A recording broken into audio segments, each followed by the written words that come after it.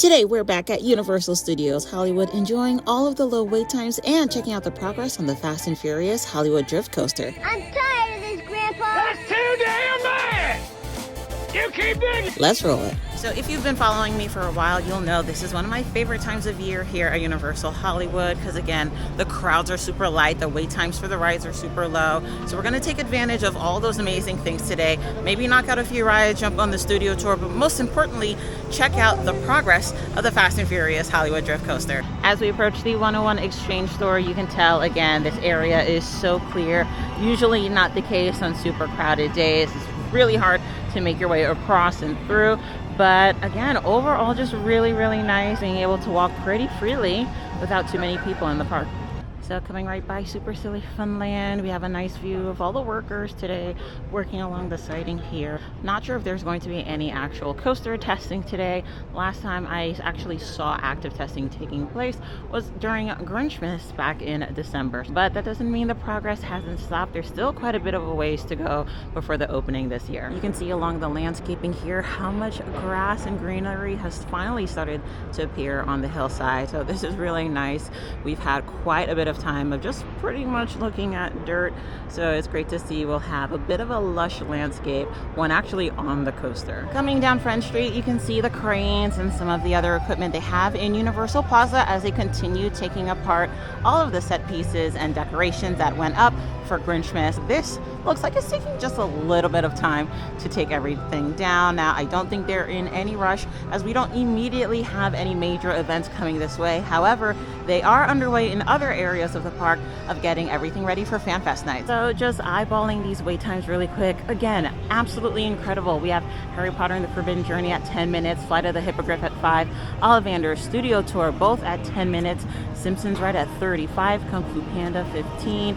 Again, really, really manageable. And even the Mummy is only at a 5-minute wait, which is practically unheard of. So again, if you're coming to the park, you are going to really get a good bang for your buck, being able to accomplish all of these things during your visit with relatively low wait times. So whether you have express or not, I don't think that'll make too much of a difference as to whether or not you can accomplish a lot during your visit. Coming over to the Starway, they've made quite a bit of progress with these screen shields that are going to go up and over this inversion part of the track. As always, looking so cool seeing the progress. So we're going to head down one more level to see everything from the other side. So from this side here, not too much of a difference in the landscaping compared to the side over by Super Silly Funland. But we do have fencing that has gone up pretty much the length of the roadway here. So that's pretty interesting to see that has been added. And again, from the same side over here, now they did finish the retaining wall kind of in this middle section over here. For the most part, it looks like the majority of it is up, and we're going to get a much closer look when we jump on the studio tour. Now this hillside project area is kind of returned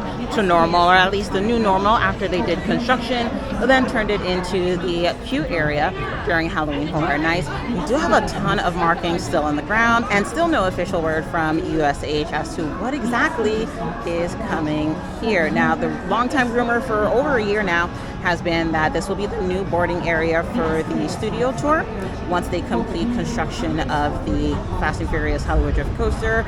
Supposedly, it will help ease up the queuing for the studio tour, make the area a little less congested, and also reroute the tour so it's not necessarily going down the path it usually does right by the coaster. But again, this is all speculation. As of right now, though, all we have are these lovely green and pink markings on the ground. Our way onto the studio tour now so we can get a nice look down below of the progress for the coaster. And I gotta love it, we have Doc out today. Doc and Marty have been alternating coming out and taking photos with people in front of the DeLorean.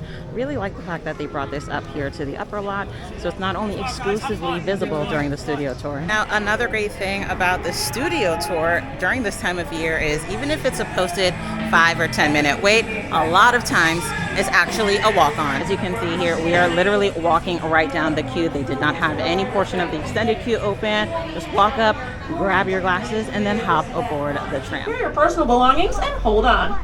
Finally, for your safety and for those around you, please do not use selfie sticks while you are on board the tour. And with that information out of the way, we are officially leaving our theme park behind and making our way out into our working movie studio. This here is where all of Universal Destinations and Experiences got its start, all the way back on March 15th, 1915. So we are, in fact, approaching 111 years old this year. Now, in 111 years, we've made over 8,000 films. You can see a couple examples of those off to your right-hand side here as we make our way down the Universal timeline. Now, our founder, Mr. Carl Laemmle, you can see him up there on your screens. Uncle Carl, we call him. He originally founded the Universal Pictures Company over on the East Coast, what used to be the movie-making hub of the world, but brought us here in 1915. And when he did that, he also founded Universal City. Take a look here on your right-hand side. That's Fire Station 51. That is our real working fire station, not a movie set. That's here because we are, in fact, a real city. We have our own zip code, our own sheriff station, medical services, Sephora, Hot Topic, Starbucks, Coffee Bean. So we are a real city.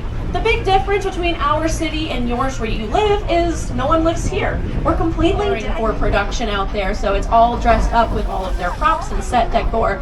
Not something we often get to see that close up. Multi-camera sitcom, meaning several cameras capture every scene from a different angle, all at the same time. Get out the buttons, resulting in upward in the long and with the wind. Are you ready? Go! Your forces are go!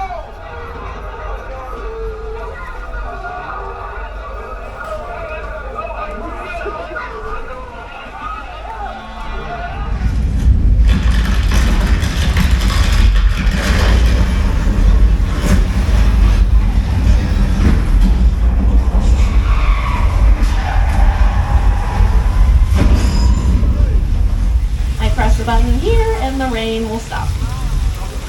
Or not. The button stopped working. I don't know why the button's not.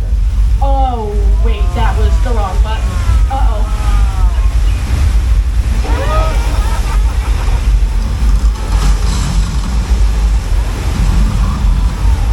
Waterworld is currently under refurbishment, so it is closed for the time being. We don't have an exact date of when Waterworld will open up again. During the studio tour, we did see a number of the water vehicles stored in different areas along the tour, so it does look like this will be closed for a little while. Thank you so much for watching today's video. Super great seeing all of the progress with the different projects here at Universal Studios Hollywood.